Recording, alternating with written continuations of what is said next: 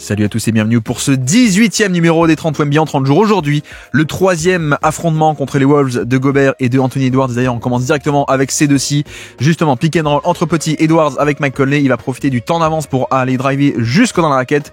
Wemby est en deuxième rideau, il est proche du panier, il va pouvoir venir aider, sauf que l'exécution est meilleure de la part de Edwards qui vient fixer, il attend le dernier moment et quand Wemby s'engage et vient protéger le panier, la passe libérée par-dessus sur le cut dans le dos pour Rudy Gobert qui va finir cette action.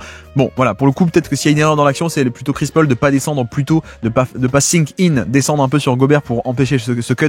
Mais niveau Wembanyama, on fait exactement ce qu'il fallait faire, donc c'est pas trop de sa faute, on peut dire, sur cette action. Et puis l'autre côté, le pick and roll en attaque avec Wemby en porteur de balle. Et là, il y a du bien et du moins bien. Le bien, déjà, c'est le côté incisif d'aller au panier. Voilà, il se contente pas du pull-up un peu dans le périmètre. On va attaquer sur pick and roll en porteur de balle. On attaque le drop défensif de la part de Gobert. Donc on y va, on attaque. Ce qui est moins bien, c'est la finition. C'est-à-dire que premièrement, on l'a déjà évoqué, mais ça manque un peu de variété au niveau des doubles pas. Donc notamment un peu garder un peu le dribble en vie et passer autour, faire un Eurostep ici et ici. Enfin bref, le côté peut-être éviter un peu plus facilement l'obstacle qu'est Gobert. Et puis le deuxième aspect, c'est que bon, le tir il aurait pu le mettre, hein, c'est un tir quand même, il relâche le ballon au-dessus, il y a pas de problème, il a le toucher de balle, il aurait pu le mettre, il y a pas de problème. Mais c'est vrai que idéalement le drive il aurait pu un peu mieux le finir avec notamment en utilisant plutôt la main gauche pour non pas prendre ici, forcer la main droite de ce côté-ci, un jump shot, un espèce de flotteur par-dessus. Mais là vous voyez que s'il utilise plutôt la main gauche, il peut s'étendre de toute sa longueur ici main gauche et déposer le ballon autour de Rudy Gobert, c'est pas le cas. Donc voilà, il y a un côté main faible, la main gauche qui veut pas encore trop utiliser. Mais d'ailleurs niveau match-up, hein, Gobert qui est sur Soran, qui est pas sur Wemby comme ça, Gobert peut un peu rôder autour du panier un peu librement. Et en premier rideau, on met Randle comme au match d'avant, d'ailleurs qu'on avait déjà décortiqué. Et puis de l'autre côté, pareil, pick and roll entre big, également côté Wolves. Et puis la bonne défense de Wemby qui va forcer. Alors le tir rentre à la fin, mais on est vraiment sur juste je bloque l'accès au panier, je te laisse plutôt prendre de l'espace et prendre le tir dans le périmètre. Le tir en plus à la fin est contesté, c'est juste que Randle il le met parce qu'il a un peu de shot making évidemment. Donc voilà, c'est bien. Et puis là on parle un peu des match-ups justement, Gobert sur Soran et Randle qui est sur Wemby, c'est bien parce qu'on a un peu la mobilité de Randle. Par contre, c'est vrai que parqué sous le panier, Wemby peut juste passer par-dessus avec sa longueur. Donc voilà, c'est aussi une manière de punir un peu les match-up croisés, c'est d'aller au rebond offensif notamment. Il le fait. En plus derrière la relocalisation dans le périmètre et le 3 points en catch and shoot. Génial cette action. Et là, le système à la Wemby, c'est-à-dire il démarre dans le corner, un écran pour venir soit remonter à 3 points, soit couper au panier, soit curler au panier sur une trajectoire un peu courbée comme ça.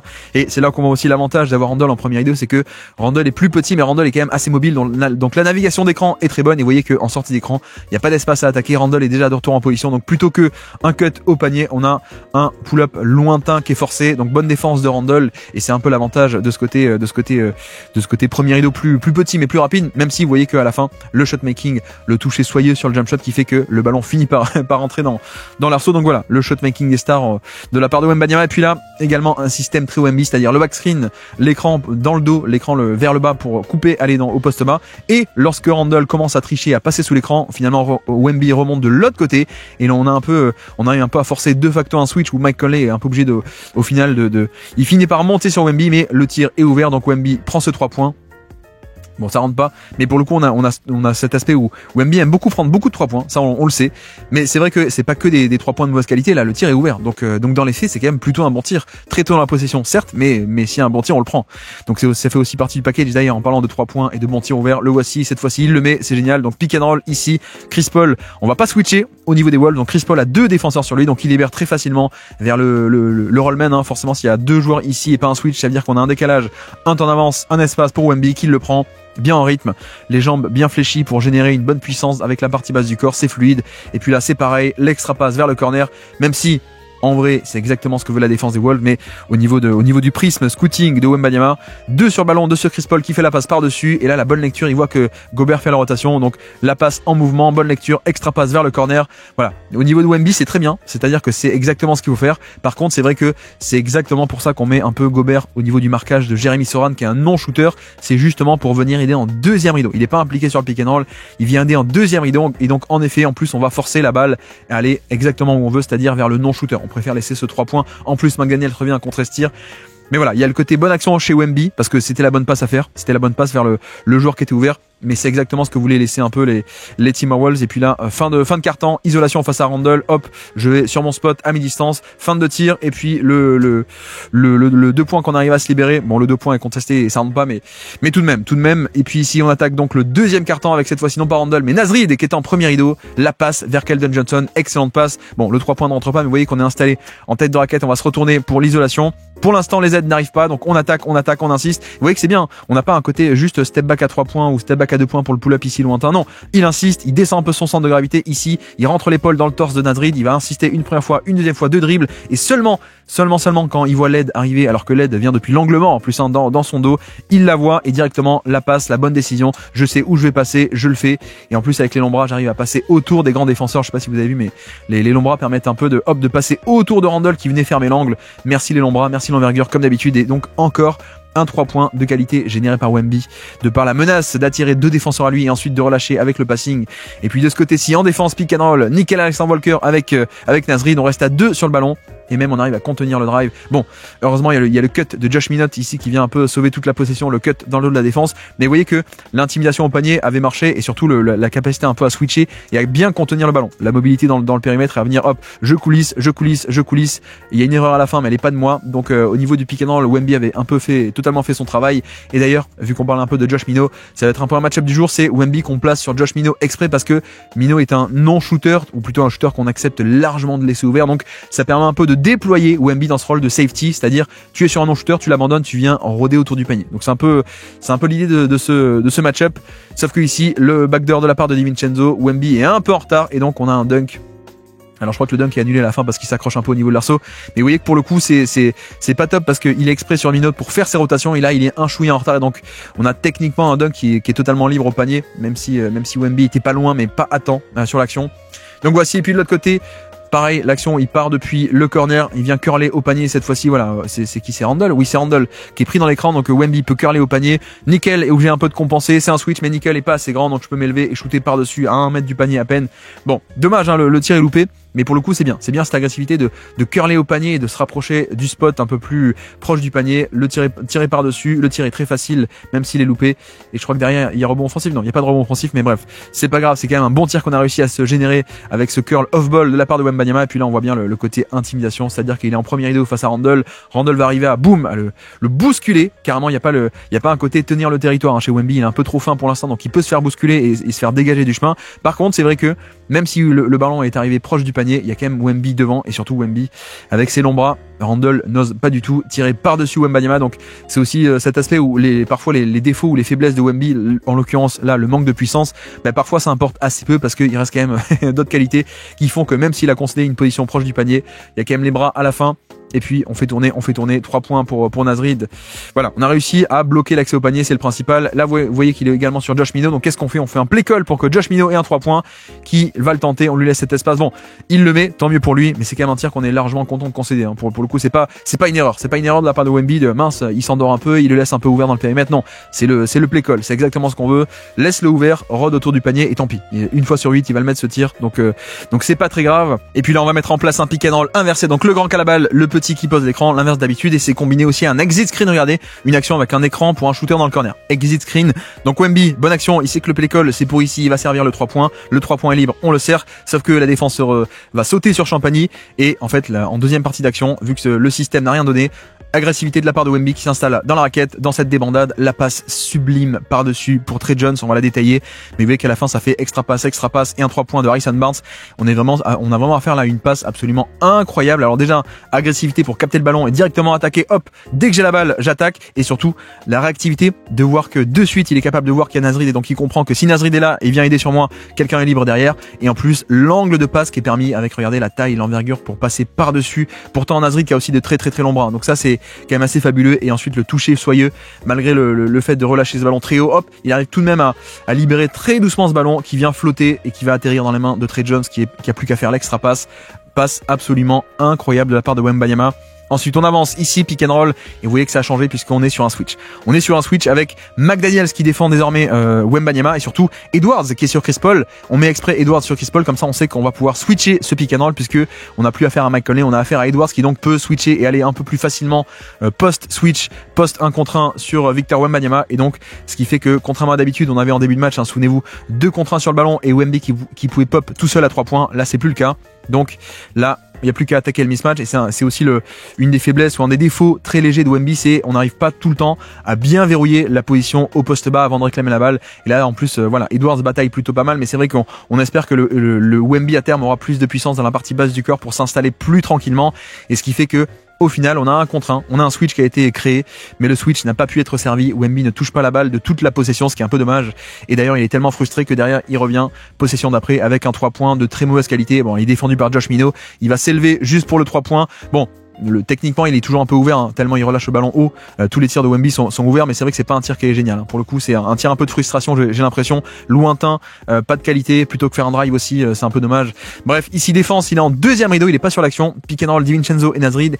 Et lui, pour le coup, il y a une faute à la fin, mais la faute elle est de Barnes. Regardez, Barnes va venir et tenter de faire l'interception ici par derrière, donc c'est ça qui fait la faute. Mais lui, pour le coup, il fait une rotation. La rotation, elle est à temps. Il est sur Josh Minot, comme ça, il abandonne le non-shooter qui est Josh Minot. Il vient à temps au panier, il saute, verticalité, pas de faute de son côté. Donc très belle rotation malgré la faute de Barnes qui vient tout gâcher.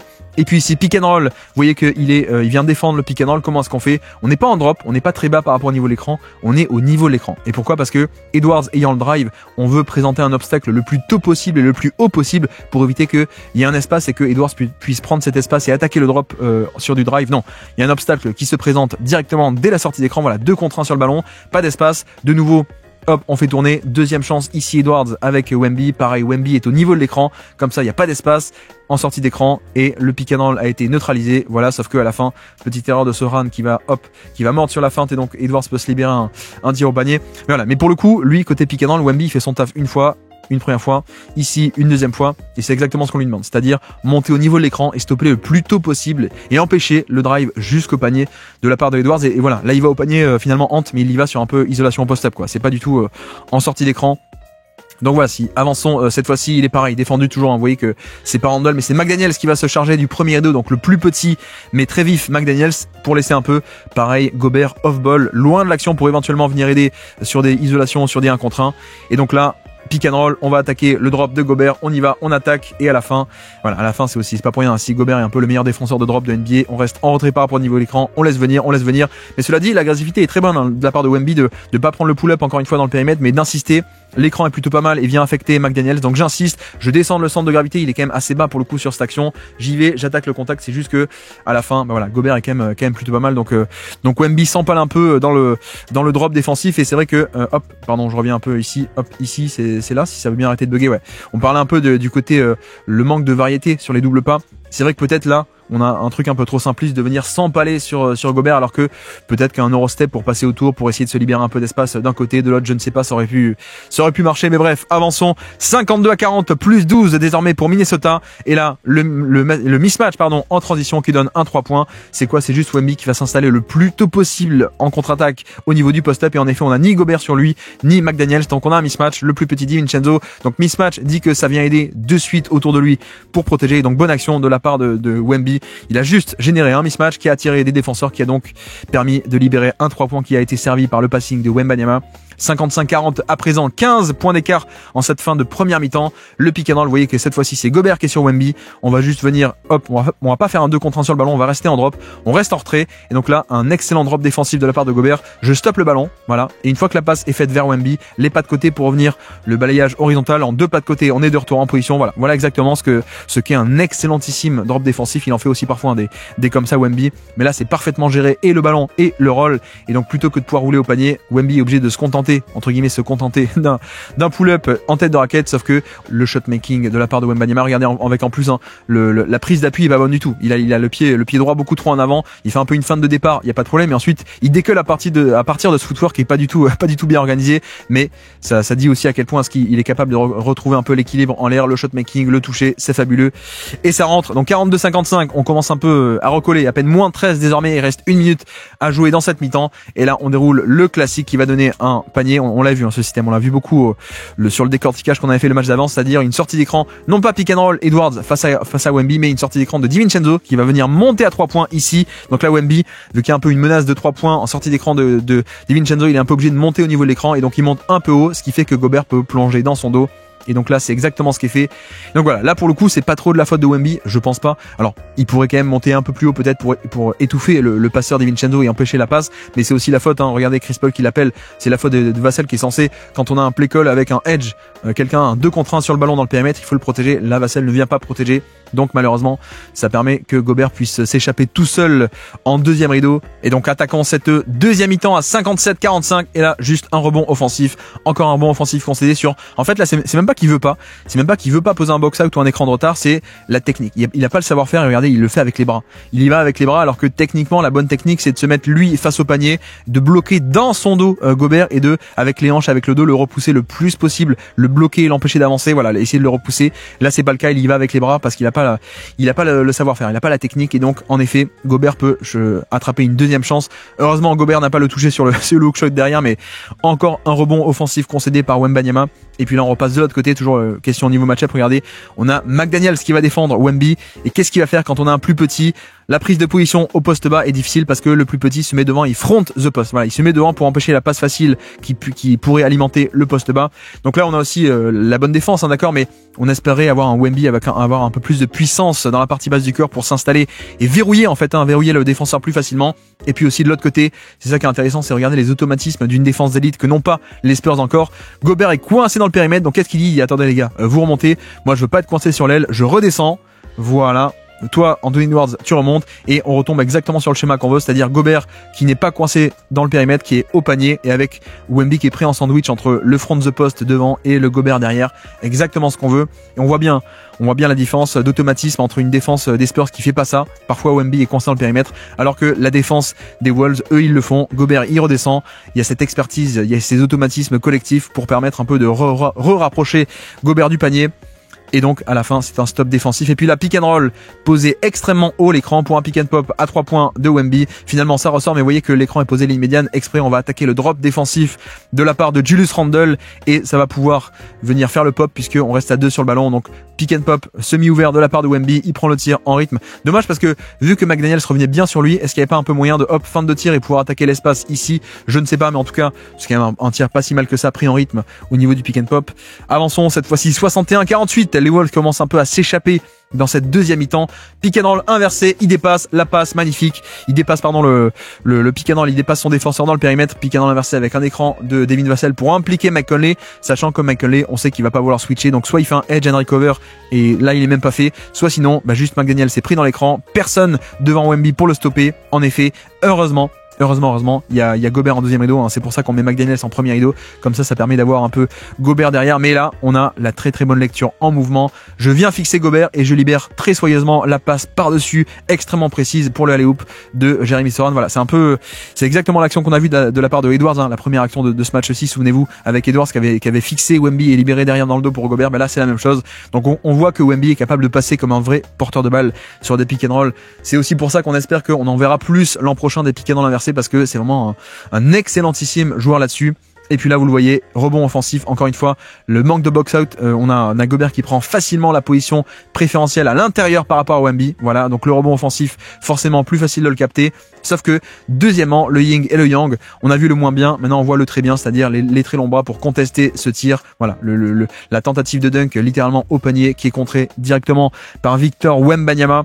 Donc le stop par Wemby, et puis là le pick and roll entre gros, et cette fois-ci pas de stop puisque ça peut rouler au panier. Donc là c'est vrai que on est sur un drop, mais un drop qui est mal fait, parce que le but du drop, le but de rester en drop, en rentrée par rapport au niveau de l'écran, c'est compliqué, il faut gérer un contre deux. Je reste entré, il faut que je gère à la fois le ballon d'un côté, le roll aussi dans le dos, donc c'est un peu un contre deux difficile à gérer. Mais pour le coup, il se fait un peu avoir, il est un tout petit peu haut et donc il autorise un peu Gobert à plonger dans son dos, alors que le but principal du drop, de rester en retrait, c'est de bloquer l'accès au panier, presque coûte que coûte, j'ai envie de dire. Donc là, le alley-oop, la verticalité de Gobert permet de piéger un peu le drop qui a été un peu mal fait, il était un petit peu trop haut, mais heureusement, Wemby va lui rendre l'appareil directement en transition, le shoot par-dessus. Vous voyez à quel point, bon, en termes de séparation d'espace, il attaque un peu le contact, donc c'est bien, mais il arrive pas trop à bouger Randle pour le coup, mais il n'arrive pas à le bouger il n'arrive pas à l'enlever de son spot, mais par contre la taille par-dessus, la verticalité pour faire partir le tir, plus le toucher de balle par-dessus Rudy Gobert, c'est magnifique cette action en transition. Donc au final on commence un peu à recoller, hein, 65-54, à peine 10 points d'écart, et là de nouveau vous le voyez, le drop défensif, on reste en retrait, pas de problème. Par contre, le rebond offensif avec un box-out qui est pas bien posé et une nouvelle deuxième chance. Déjà le troisième rebond offensif concédé par Wemby à Rudy Gobert sur cette mi-temps, et on est que au début de la mi-temps. Et là, vous le voyez aussi, il est juste en spacing en termes de catch and shoot. On est ouvert, erreur de match-up au niveau de la transition, au niveau du repli défensif. Voilà, Gobert abandonne, il revient sur Soran alors que Randle était proche de Soran. Donc les deux vont sur Soran, personne sur Wemby qui peut juste décocher ce 3 points facilement. Et boum, ça rentre et le comeback est amorcé pour les San Antonio Spurs. Ici, vous le voyez, il est en deuxième rideau. Wemby, il est pas sur Gobert, il est sur Jaden McDaniels, je crois, ou alors il est sur Gobert, je sais plus, mais en tout cas, il vient aider au panier une première fois, dissuadé. Voilà, le ballon finalement n'est pas allé dans la raquette. Il vient aider une deuxième fois ici sur Randle. Il vient fermer l'angle au niveau du post-up. Vous avez vu que là, je fais pause exprès à ce moment-ci. On a un côté qui est fermé et l'autre côté qui est bien fermé par Wembanyama.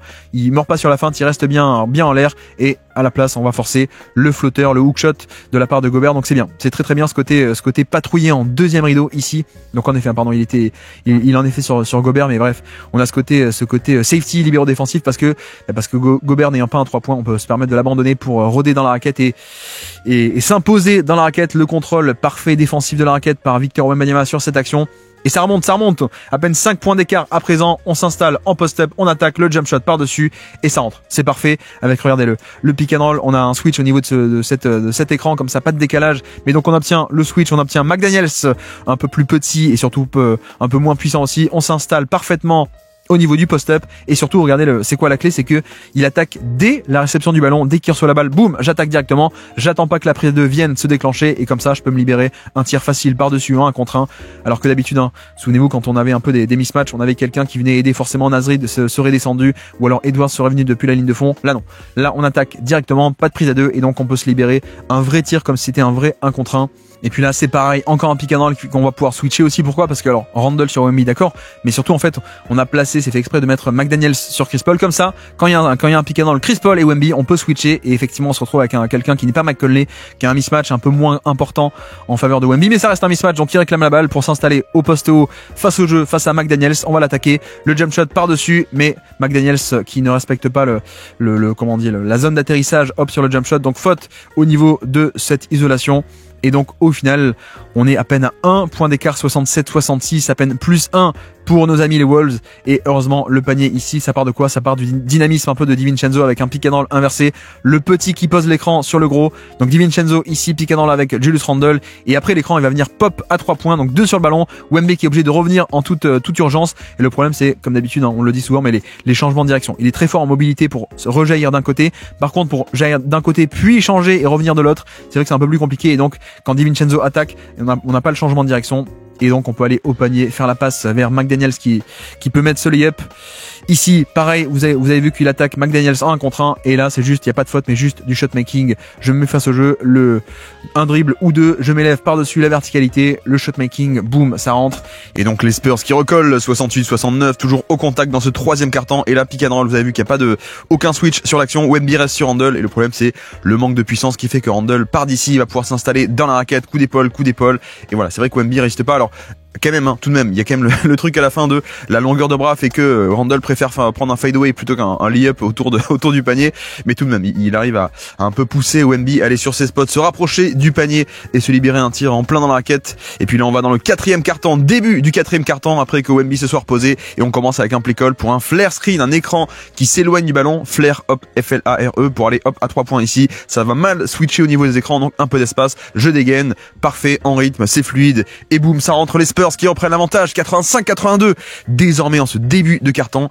Et puis là vous le voyez, le pari défensif, mais cette fois-ci il est pas loupé, il est totalement gagnant. Il voit que Randle regarde de l'autre côté, je viens depuis le corner, boum, et j'intercepte ce ballon, pardon. Et notez aussi un niveau match-up, on est toujours sur Wemby et sur Josh Mino, parce que Josh Mino, on respecte pas son tir, donc comme ça permet un peu de déployer off-ball, notamment au panier, mais là il va pas au panier, juste interception par derrière, et ça peut partir en transition. Et puis là, le système classique, vous le reconnaissez aussi, ligne de fond, Chris Paul, Wemby qui est parqué sous le panier. Et là, pour le coup, les Wolves, contrairement à d'autres équipes qui ont un peu regardé le scouting report, qui se mettent à deux parfois pour l'empêcher de sauter. Là, c'est pas le cas. Randle laisse un peu la position sous le panier à Wemby. La passe est lancée. Wemby sous le panier, qui a juste à dévier ce ballon. Bon, il le met pas parce qu'il y a un peu de contact malheureusement. Mais c'est vrai que là, pour le coup, c'est en général, on arrive bien à punir sur ce genre de alley-oop où juste on balance la balle en l'air. Chris Paul balance la balle en l'air et Wemby est censé un peu le mettre au panier. Mais là, effectivement, le contact de Randle a quand même servi.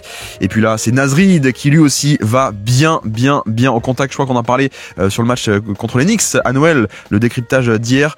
Bon, il y a un côté où lui, Wemby, il arrive pas trop à évoluer à travers le contact, mais des exemples comme Karl Anthony Towns ou comme Naz Reid, c'est des mecs qui, pour des pivots, ont un excellent dribble et qui surtout, eux, ils arrivent bien à évoluer à travers le contact. C'est-à-dire que regardez, Naz Reid il commence, hop, il re-accélère et il va bien planter l'épaule dans le torse de Wemby et continue à avancer. Voilà, coup d'épaule, je dégage Wemby du chemin et je me libère un angle de lay-up qui est vraiment sous le panier, qui est pas à 2-3 mètres du panier, qui est vraiment au niveau du panier. Donc là, on voit aussi le côté défensivement, le centre de gravité très haut, même si là, pour le coup, et il manque la puissance à la fin, mais regardez les appuis sur le changement de direction. Ici, regardez, hop, je pars d'un côté et la capacité à faire pivoter les hanches d'une manière extrêmement rapide, c'est assez impressionnant ce côté fluidité, rapidité là de je rebondis, hop, en l'air, les appuis extrêmement légers, je me remets en face. Donc le problème c'est que au démarrage, oui, il absorbe totalement le drive, le début de drive, il est de retour en position, sauf que ensuite il n'arrive pas à tenir le territoire, coup d'épaule, et plutôt que d'empêcher un tir au panier, Naz Reid peut le bousculer pour se créer lui-même un angle de lay-up. Et puis on repasse de l'autre côté, donc 90-84, les Spurs, peut-être pas loin de faire un upset. Vous avez vu que pick and roll très tôt, on obtient un mismatch sur Wemby, voilà, on obtient DiVincenzo, le plus petit. Randle a switché sur Chris Paul, et donc pour essayer d'annuler ce mismatch, on fait venir Anthony Edwards, voilà. Edwards off ball, on parle un peu des automatismes tout à l'heure, les voici, les automatismes d'une défense élite, voilà. Edwards est un peu moins un mismatch, donc Edwards premier rideau, moins petit que DiVincenzo face à Wemby, mais ça reste un mismatch tout de même, donc Wemby va tenter de l'attaquer, tête de raquette, on y va, on attaque, et c'est vrai que là aussi on parlait de ça justement, il y a peut-être un côté puissance qui est pas encore parfait et qui fait que il peut pas toujours punir notamment des gens qui sont plus petits et là on voit que voilà, Edwards est quand même plus petit, mais en termes de puissance, il arrive bien à repousser le contact, pour le coup il laisse pas du tout Wemby se rapprocher du panier, donc voilà, c'est un peu c'est ce qui manque, c'est l'aspect, on espère que le Wemby MVP, le Wemby All NBA First Team sera un mec qui pourra punir beaucoup plus facilement les mismatchs sur les plus petits, pardon. Et puis la pick and roll en transition, il est sur le mauvais match-up, il se fait prendre un peu par manque d'effort, bon aussi parce que DiVincenzo c'est quand même compliqué à défendre, et que la navigation d'écran, voilà, il est censé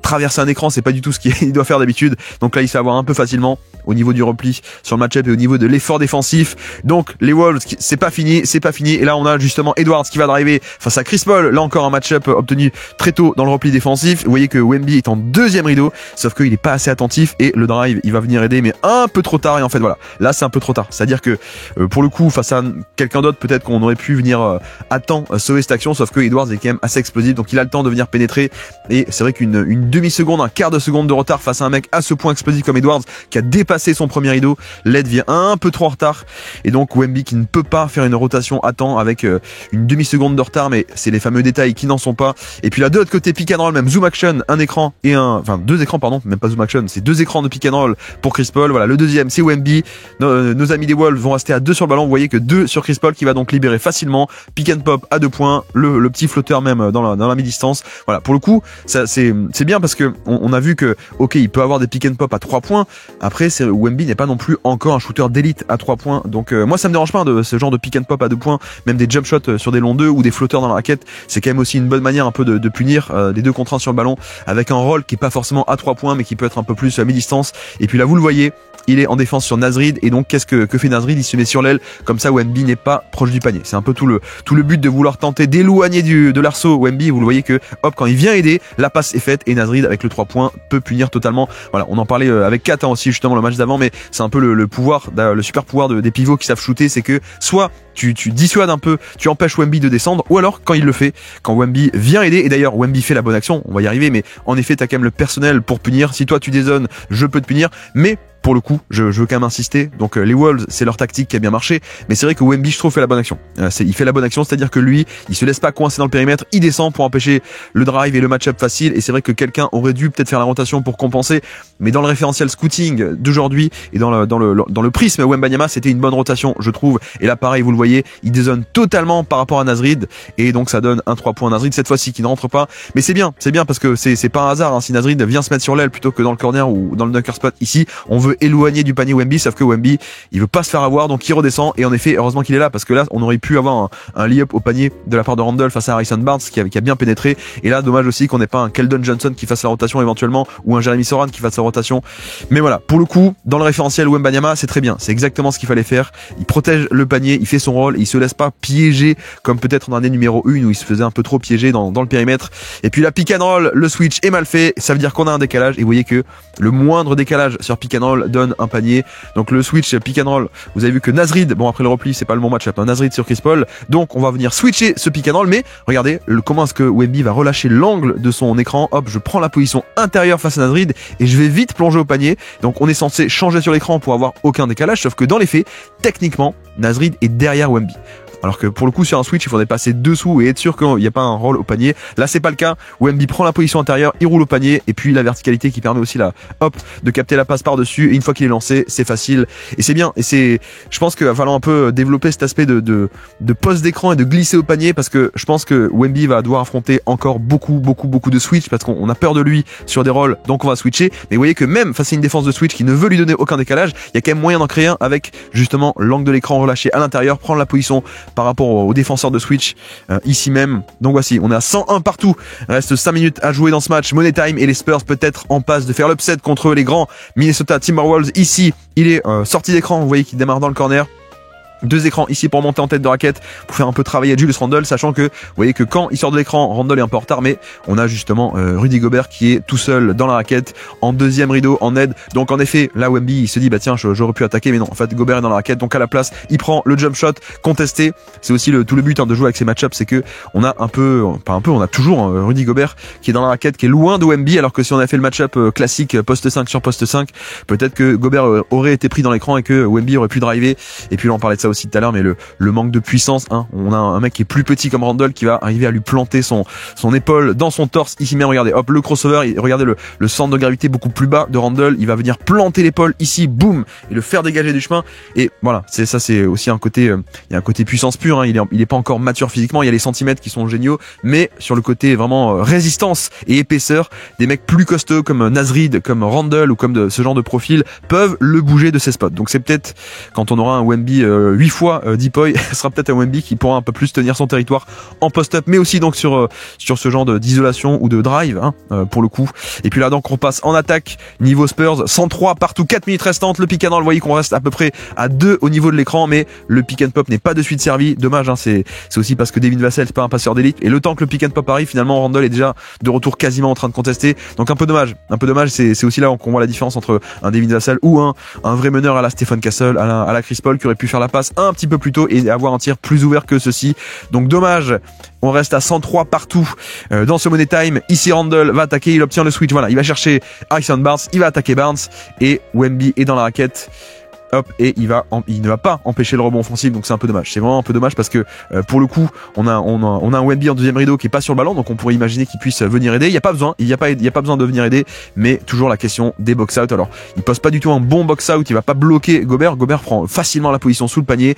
Et après bon, il y a aussi Trey Jones, hein, qui va pas bloquer DiVincenzo, donc il peut pas être partout non plus. Wemby, c'est pas totalement de sa faute, mais vous voyez qu'on a encore ce truc où finalement Gobert a pu un peu affecter l'action et au niveau du rebond offensif quasiment capter la balle lui-même. Et donc les Wolves qui reprennent 2 points d'avance, 105 à 103, et là vous le voyez, le pull-up très contesté, pas un tir de qualité. Après il faut dire quand même il reste 5 secondes au niveau de l'horloge des 24 secondes, donc le tir on peut dire est un peu de mauvaise qualité.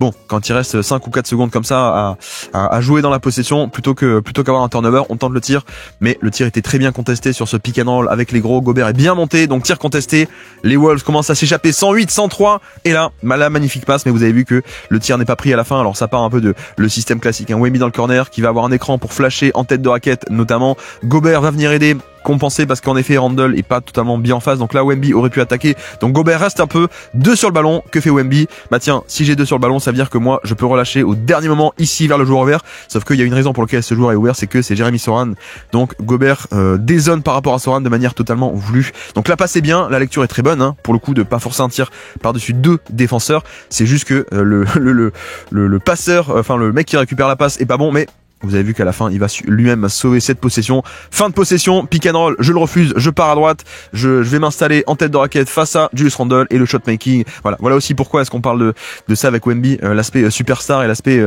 comme les stars en fait. Il y a un pur shot making qui fait que dans des fins de possession, il peut te les sauver. Il peut te sauver des possessions qui vont nulle part avec juste la capacité à mettre des tirs compliqués, à se générer des tirs compliqués, à faire partir le ballon déjà premièrement, et puis surtout à mettre le tir également. Donc 108-105, à peine 3 points d'écart, et vous avez vu qu'on a retrouvé le système avec DiVincenzo, et à la fin ça donne un panier, non, des lancers francs pour Rudy Gobert. Alors le système c'est quoi? C'est comme d'habitude un pick and roll Edwards Gobert, mais qui est en fait un leurre, puisque la vraie action ça va être un écran qui va remonter ici pour DiVincenzo, pour venir un peu tester le positionnement de Wemby, sauf que cette fois-ci, regardez, Wemby va pas monter si haut que ça, donc il n'y a pas tant que ça un roll au panier avec une passe par-dessus pour DiVincenzo. Finalement on reste en contrôle, pick and roll, on reste en drop, je recule, et en 2 pas de côté, je reviens sur le roll de Gobert, mais toujours l'aspect de puissance. Vous voyez que on a un coup d'épaule de la part de Gobert qui vient un peu l'enlever de son spot et pouvoir un peu se libérer de l'espace. Hop, bon, il n'y a pas le toucher à la fin, mais rebond offensif et lancer franc.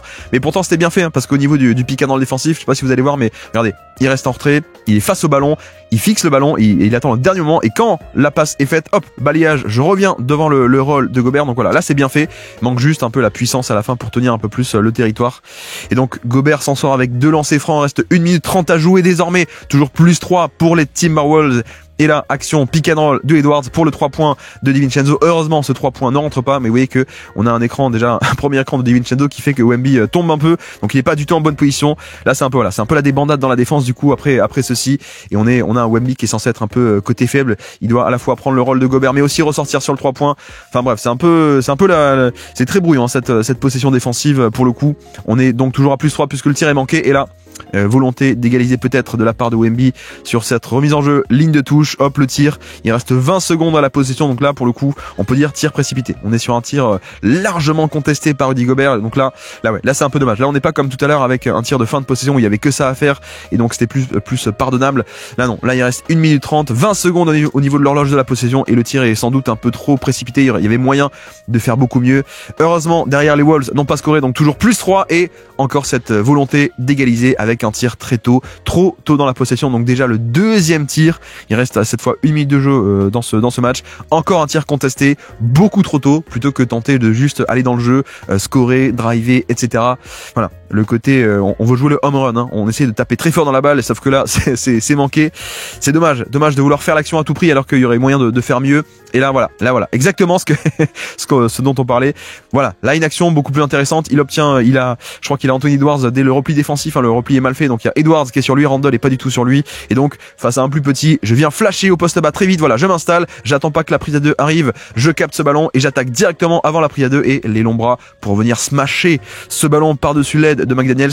C'est aussi pour ça qu'on réclame de l'agressivité chez Wemby, c'est parce que les pull-ups il peut les mettre, hein, ici les fadeaway dans le périmètre, c'est très cool, hein, les tirs par-dessus, les turn-around jumpers, ok, mais vous voyez que quand il utilise de manière fonctionnelle sa taille et ses centimètres, en fait il est littéralement inarrêtable. Là on dirait Space Jam, hein. Vous savez, souvenez-vous la fin de Space Jam là, avec Michael Jordan et son bras qui se rallonge. Là c'est exactement pareil, hein. J'ai l'impression de voir le même genre de mensuration totalement folle. Là alors déjà il y a le côté attaquer très tôt sans que la prise à 2 puisse arriver, mais la longueur de bras, c'est totalement absurde de faire ça. Là le pauvre Edwards, certes c'est un mismatch, il est le plus petit, mais je veux dire normalement t'es pas censé avoir un mec qui peut te contourner à ce point, et s'il peut te contourner c'est pour un fadeaway, c'est pas pour directement déposer le ballon et dunker ce ballon quoi. C'est absurde, c'est totalement absurde ce dunk.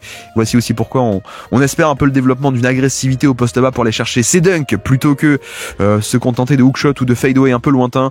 Plus 2, reste 12 secondes. Les Spurs qui sont donc à moins 2, donc peut-être une dernière chance pour Wemby. Finalement il n'arrive pas à shooter, on redonne la balle à Chris Paul, dernier pick and roll, mais toujours pas de ballon pour Wemby, et donc c'est Jeremy Sohan qui prend le dernier tir et le match est fini. Voilà, possession assez mal gérée, hein, je trouve, sur cette action, avec dernière chance pour Wemby, mais vous avez vu qu'en fait juste on va switcher le pick and roll, un écran de Chris Paul, et McDaniels va venir switcher de manière assez agressive, et le problème c'est que, à mon avis, hein, Et le problème, c'est qu'il vient tuer son dribble ici. Il arrête son dribble ici. Alors peut-être qu'il veut passer vers un Chris Paul ou je ne sais pas, mais c'est dommage de là arrêter son dribble parce que là l'action est du coup elle est finie pour lui quoi. Alors que s'il avait réussi à maintenir son dribble en vie, il aurait pu continuer isolation, se libérer un tir par-dessus McDaniels. C'est pas le cas et finalement il tue son dribble, il passe la balle, il ne la reverra pas. Donc au final, victoire des Timberwolves 112-110 dans ce match bien disputé avec une grosse performance de Victor Wembanyama. Encore une. J'espère que ce décryptage tactique vous aura plu et on se dit à très bientôt pour un prochain 30 Wemby en 30 jours. Ciao.